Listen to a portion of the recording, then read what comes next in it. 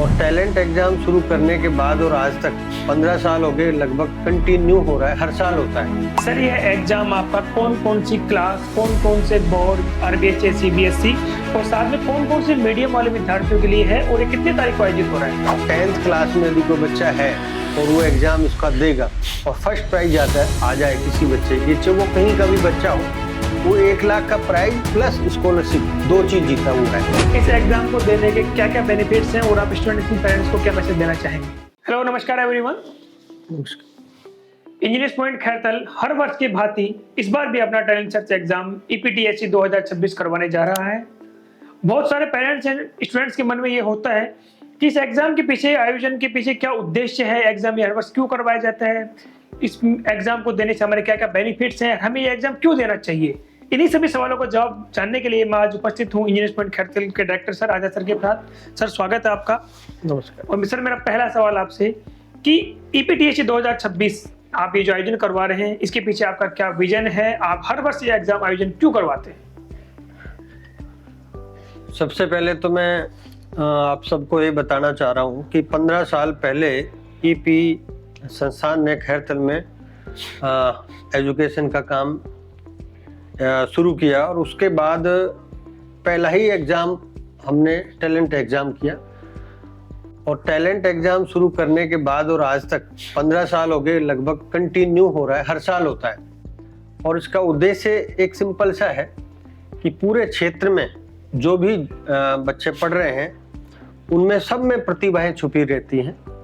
अब उसको कैसे तो पहचाना जाए, कैसे उसको सर्च किया जाए और फिर उसके बाद उसमें निखार कैसे लाया जाए, ये एक टीचिंग का एक पार्ट है। तो हम दूर दराज ग्रामीण एरिया में जो भी बच्चा कहीं भी पढ़ रहा है, बस हम उसको ये सर्च करना चाह रहे हैं कि वास्तव में एक टैलेंटेड बच्चा है। कई बार क्या होता है, प्रतिभाएं बहुत होती हैं लेकिन कोई ना उनको पहचान पाता है और वो कई बार दब जाती है। सही बात तो ये है। तो हम ये चाह रहे हैं कि एक बार प्रतिभाओं को पहचाने और उनको नई दिशा देने की हम कोशिश करते हैं। बिल्कुल सर, ये एग्जाम आपका कौन कौन सी क्लास, कौन कौन से बोर्ड, आरबीएसई, सीबीएसई और साथ में कौन कौन से मीडियम वाले विद्यार्थियों के लिए है और ये कितनी तारीख को आयोजित हो रहा है? ये सबसे पहले तो एक एनसीईआरटी बेस है जी। तो एनसीईआरटी बेस में दोनों आगे आपके आरबीएसई भी आ गया, सीबीएसई भी आएगा। दोनों मीडियम एग्जाम दे सकते हैं बच्चे, इंग्लिश मीडियम भी और हिंदी मीडियम भी जी। और उसी पैटर्न पे हर पेपर में डबल लैंग्वेज है, तो ना बच्चे को पेपर देने में दिक्कत आती है, ना वैसे वो हिंदी में भी लिखा हुआ और इंग्लिश में भी लिखा हुआ जी। तो दोनों मीडियम के बच्चे दे सकते हैं, सीबीएसई के भी और आरबीएसई दोनों बोर्ड के दे सकते हैं। जी। कौन कौन सी कक्षा के विद्यार्थी दे सकते हैं और ये एग्जाम अलग अलग आप पार्ट में करवा रहे हैं, तो कौन सी कक्षा के लिए किस दिन है और कौन सी कक्षा के लिए किस दिन है, उसका भी थोड़ा विवरण। ये फर्स्ट से और 12th तक के सारे बच्चे एग्जाम देंगे और फर्स्ट फेज में तो छोटे बच्चों का रखा है, 8वीं तक के बच्चों का रखा है। और 8वीं तक के बच्चों में ये 21 तारीख को जो अभी आ रहा है 21 दिसंबर, इसी को एग्जाम है। और इसके बाद सेकंड में आएगा आपका 9 से 12, 9 to 12th, ये लगभग है आपका 11 जनवरी को आएगा। इसका डेट 11 जनवरी की है। तो दोनों का एग्जाम होगा। रिजल्ट 1 हफ्ते बाद हम रिजल्ट दे देते हैं। इसका 1 हफ्ते बाद आ जाएगा, तो उसका भी 1 हफ्ते बाद आ जाएगा। वो आपको डेट डाल देंगे बाद में, एग्जैक्ट जो भी डेट आएगी। और इनका जो प्राइज होगा वो प्राइज हम देंगे आपको 23 जनवरी में, बसंत पंचमी के दिन। तब आपको एक प्राइज देंगे, डिस्ट्रीब्यूशन होगा, एक फंक्शन होगा, उसमें आपको सभी को प्राइज देंगे।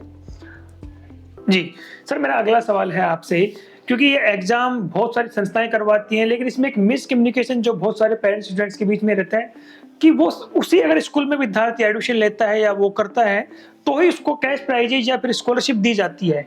आप इस मिथ्या को, भ्रम को कैसे दूर करना चाहेंगे, क्योंकि बहुत सारी जगह पर बहुत सारे बच्चे और पेरेंट्स इस बात की कंप्लेंट करते हैं?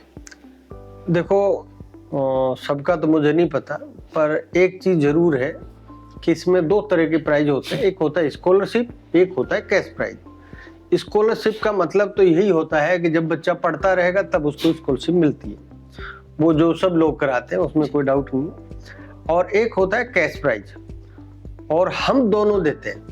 हम कैश प्राइज भी देते हैं और स्कॉलरशिप भी देते हैं। स्कॉलरशिप का मतलब जब बच्चा पढ़ेगा तो मिलेगा ही मिलेगा, और यदि बच्चा कोई नहीं भी पढ़ना चाहता है तो उसको कैश प्राइज मिलता है। तो कैश प्राइज हमने अलग अलग दे रखी है। जैसे इस बार 10th क्लास में यदि कोई बच्चा है और वो एग्जाम इसका देगा और फर्स्ट प्राइज आ जाए किसी बच्चे की, चाहे वो कहीं का भी बच्चा हो, वो 1 लाख का प्राइज प्लस स्कॉलरशिप 2 चीज जीता हुआ है। तो उसका क्योंकि पढ़ेगा तो स्कॉलरशिप भी मिलेगी और कैश भी मिलेगा, दोनों चीज। यदि बच्चा हमारे यहाँ नहीं पढ़ता है तो स्कॉलरशिप तो है ही नहीं, क्योंकि स्कॉलरशिप तो होती भी रेगुलर पढ़ने पे ही है। तो अब उनको क्या मिले, बच्चे ने मेहनत की, फर्स्ट रैंक भी लाए, तो उनको कुछ तो मिलना चाहिए। तो वो कुछ नहीं है, वो बहुत बड़ी रकम है, 1 लाख रुपए मिलेगी, चाहे वो हमारे स्कूल का बच्चा हो या बाहर का हो। जैसे कई मैं पिछले 15 साल में देखूं तो कम से कम 8 से 10 बार बाहर के बच्चे ले गए हैं जी। लास्ट ईयर भी शायद कोई हरियाणा से बच्चा है जी, और याद तो नहीं आ रहा है, विवेक ऐसा कुछ नाम है बच्चे का, शायद मांडण गांव से है जी। वो बच्चे की 51,000 रुपए प्राइज है। और वो अभी इस फंक्शन में उन बच्चे को पिछले साल की भी क्या है वो फंक्शन नहीं कर पाए हम किसी कारण, वो अब इसमें देंगे दोनों प्राइज। बिल्कुल सर, मेरा अगला सवाल आपसे है कि ये जो आप एग्जाम करवा रहे हैं, इस एग्जाम में कौन कौन से क्षेत्र के जो विद्यार्थी भाग ले सकते हैं, और साथ में आपकी जो ट्रांसपोर्टेशन की जो सुविधा है वो कहाँ से उपलब्ध रहेगी? नहीं, विद्यालय तो कोई भी कहीं से भी बच्चा हो, किसी भी स्कूल हो, किसी भी क्षेत्र से हो, सब बच्चा दे सकता है एग्जाम, और वो हमारी बसों में भी बैठ सकता है। अब बस तो हमारी क्या अलग अलग रूट पे है, बहुत सारे 250-300 गांव कवर करके हमारी बसें आती हैं। तो उन सभी गांवों के नाम तो मैं अभी नहीं ले सकता, बाकी ये तो जिन गांवों के बच्चे एग्जाम देना चाह रहे हैं वो एक बार फोन करके पूछ लें तो एक थोड़ा सा कंफर्मेशन हो जाएगा कि हाँ आपके गांव से बस आएगी, आपके गांव में बच्चों को बिठा सकते हैं और बस में आएंगे, बस में चले जाएंगे, कोई दिक्कत नहीं, हमारे बच्चों के साथ आ जाएंगे।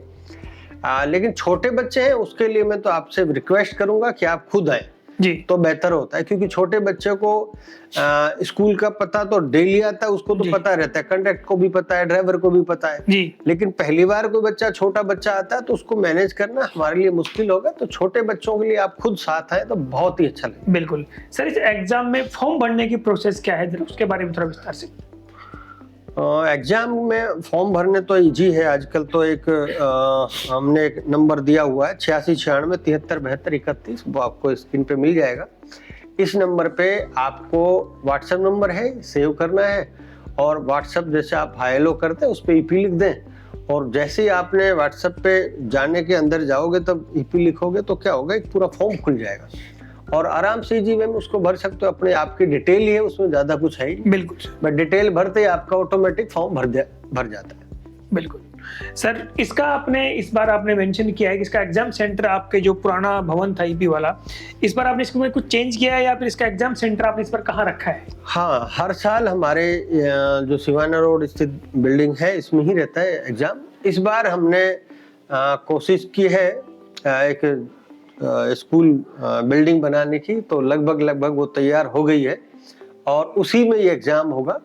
और एक शानदार बिल्डिंग है, आप लोग जब आओगे तो देखोगे कि हाँ एक बढ़िया जगह है और वहाँ एग्जाम हम कराएंगे। बिल्कुल, मेरा अंतिम सवाल है सर आपसे, इस एग्जाम को देने के क्या क्या बेनिफिट्स हैं और आप स्टूडेंट्स पेरेंट्स को क्या मैसेज देना चाहेंगे? तो देखो, बेनिफिट तो एग्जाम के हमेशा ही होते हैं। बच्चे की सबसे पहले तो मैं एक छोटी सी बात बताऊंगा कि बच्चे की मेमोरी बढ़ती है एग्जाम देने से जी। सबसे अच्छा तो फायदा हर स्टूडेंट के लिए ये बड़ा है, क्योंकि प्राइज तो आती है, कोई फर्क नहीं पड़ता, कोई छोटी है बड़ी है, वो मैं बेनिफिट जो सीधा है वो बच्चे के लिए यही है कि बच्चे की मेमोरी बढ़ती है और अलग अलग जगह पे जब जाके बच्चा एग्जाम देता है तो उसमें कॉन्फिडेंस और बढ़ जाता है। अब जब मेमोरी बढ़ी, कॉन्फिडेंस बढ़ा, इससे बढ़िया तो होता क्या है।